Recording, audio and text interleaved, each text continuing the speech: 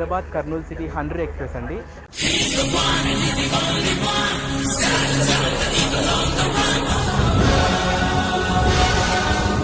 మనం ఫస్ట్ కదిలితే మన క్లియరెన్స్లోనే అది రావాలి, లేకపోతే దాని వెనకాల మనం పోలేదు.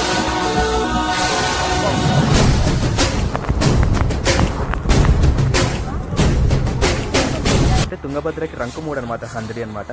దీనికి 100 కూడా same express tag super fast బండి అనమాట.